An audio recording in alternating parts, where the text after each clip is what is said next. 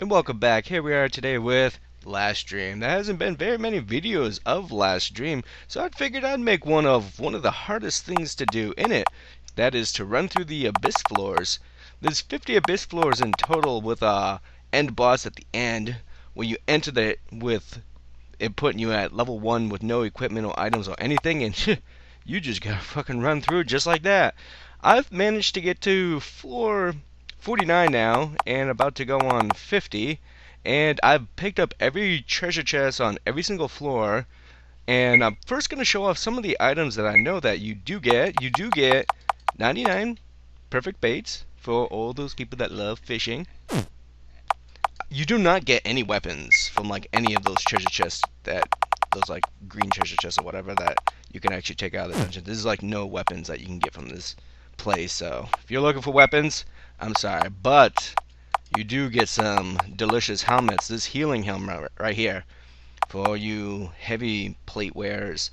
Yep, restores HP each turn. I'm just gonna guess and assume it's 3% like the monk's ability. And for you casters, restores MP each turn. That's pretty nice right there. And I think that's all you get for like helmets. I think it's just these two, which are really nice helmets. Oh, let's back out of this.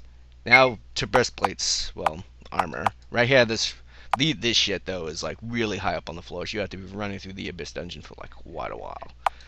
This right here for the casters, increase all element damage resistance and immune to pretty much status elements, and that's same thing for both of these.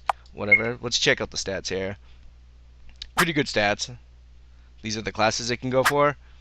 Now let's check out the melee version. Pretty much just like a little less magic defense, more normal defense, and HP instead of mana. And it sells for like friggin' 500,000. Let's actually check out the stats of these helmets too. The caster's helmet. And then the healing helmet. What button was it again? There we go. So there's some good treats for everyone, every class here. But the main thing you're gonna get through running through this dungeon is the rings right here. There's all these like different little weird looking rings that look like this are all the ones that you can take out, which I like how they changed the image of them so you can kind of keep track of what you want, what you get when you leave.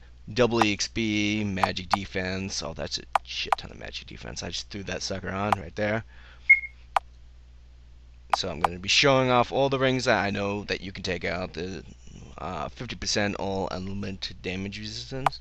It's pretty nice. MP cut. Oh, let's just go through these real quick.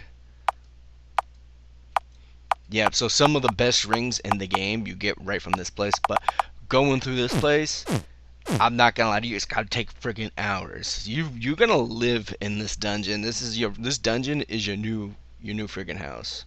Right here. I was going through with a full party, but then it kinda like it managing my full party with the limited amount of items that you get through the dungeon, it just became like more difficult trying to keep the weaker members of my party alive, well, higher up in HP and shit like that. It's just kind of sucking up my items and everything. So I just started reducing the number of party members I had. Because in this game, like I do with all the RPGs I play, is that I remove like pretty much all the members of my party and just have one guy and see if all the EXP just goes to that one guy, because then you can really just power level the hell out of that one guy if he gets all the XP. In this game, you can do that. So I just started removing party members from my team, so I would just have one guy that's just incredibly powerful that pretty much is like takes no damage because he's leveled up way faster. And what really helped that was also the double EXP ring. So pretty much he's getting all the EXP from like what's supposed to be divided amongst your whole party and then doubled. So he levels up freaking fast. And then but like what's awesome about this game is that you can also contribute like distribute all your stats the way you want to. So I always play my games more defensively, so I contribute a lot to like defense, and then I just stopped doing magic defense as soon as I got that ring, and just threw that on and be like, well, never need to do magic defense anymore. Not with that sucker on. And just focused a shit ton on just normal defense, then attack. For monks, of course, you got to do accuracy because then they get more. For monks, they get more attacks for accuracy that they have. It's a skill that they got. And then just for this level, a lot of people would have a lot more HP than 1,000. But I just go with the idea that, like, why have a crap ton of HP if you can just reduce the enemy's attacks on you to almost like 1 point of damage. So essentially having a crap ton of HP isn't really going to help very much. It's just going to make you use more items to heal yourself back up if you can just keep getting more defense to actually stop the damage entirely. So, and of course I got like all this is all mastered and stuff like that because I've just been just EXPing on them so much like that and everything. So those are the items. Those are kind of like the skill points I've spent to make my guy pretty much as much invulnerable as possible. And now we're actually going to try and take on the boss now. Okay, here we are. Let's check up down here. Okay, there's a little crest there to leave the dungeon. Every 4th floor you can leave the dungeon. Okay, so and you keep the items, those particular items I showed you, you keep those when you leave. All the other items they just disappear. You don't get to keep those. And you can't take the items back into the dungeon when you go to run through again. And that's a save right there. Okay, it's nice that they actually give that to you right before the boss. And let's go and try this boss here. I'm not gonna read this. I'm guessing I'm just gonna completely just destroy this boss here with how I built my guy. Okay, what am I gonna do? Against a boss, healing trance, 5 turns, 200 HP. Right there. Okay, so healing trance ought to cover up that. Let's just hold the shoulder button to actually make it go by much faster. I would take like only 1 point of damage from magic because of that ring I have. One thing I should have did was remove the double EXP ring. I forgot to do that. I could have put on the, I think it was called like the ogre ring for 30 more damage. But from the looks of this, he's got no chance. No chance against me. The only thing that's actually hurt me is physical damage, and by healing trance will just heal that up. It doesn't matter. See, it's just at the point where I just don't even need healing chance. I can just keep punching him in the face. Sucker, you got nothing on me. Like, except for that kind of hurt. Maybe I should cast healing chance on myself again. Yeah, definitely. See, my whole idea is just to push down the enemy's attack as much as possible, so healing chance can just keep me up to full HP. And it seems to be working beautifully on this guy. This guy's got like nothing. The only thing I'm weak to is status ailments. And damn it, he nailed me with them. Okay, so here comes a remedy. That's why I tried to save as many of my items as possible, because I know that's my one weakness. Is my kryptonite. Friggin' status ailments. Okay, where's my remedies? Where are they? Eye drops, smelling salts, antidotes. Remedy? Oh, there you are. Okay. As long as he doesn't instant death me or anything like that, or stone me, I should be good. Just like that, dead.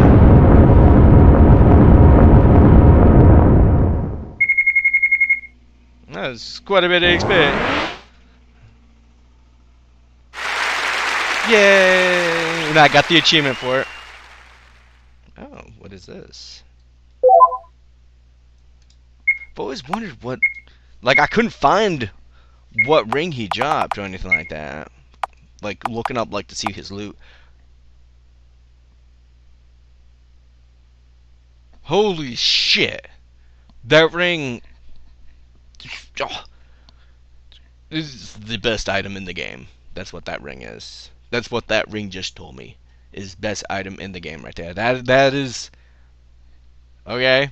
So if you want to sacrifice like hours of your time to actually run through this dungeon and beat the final boss, this is the ring you get, and this so far is the best item in the game I've seen so far. I'm not saying it is, I'm just saying that I haven't seen better, and I doubt I will. That's like every single ring I've gotten so far all jammed together as one. It's friggin' beautiful. Okay, let's get out of this place, I guess. I guess that's why they have this escape thing here. So you can just get out of here, okay? Warp out of the abyss. Okay, I'm gonna save it now.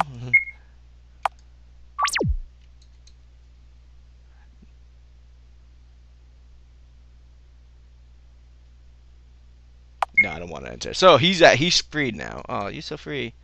Well, good for you. And if anyone's looking for this place, this is where it is on the map. Let's look at the map right there. Party right there. That is where the dungeon is. And I got here with the airship. You may not have to take it. Let's see. There's a little path right here. Yeah, right out into the open here. Is there like a dock? Yeah, right here. If you were to dock here, as soon as you get the boat, just dock here, run down here in the very beginning of the game, and you can get these super OP rings. Because essentially all your items and levels and everything, you don't use them in this dungeon. They'll put you to level 1 and everything like that. So if you want to just try and get as powerful as possible, just run here at level 1 and just stick to like the lower floors. Probably just don't even try doing this whole thing because this takes hours to do and it can be quite hard and frustrating. And then just like run some of the lower floors because you can repeat run this dungeon and get multiple sets of the items, and then just get like some really good rings at low level, and bam, you got like a good time there. Well, thank you for watching. I'll see you guys later. Goodbye.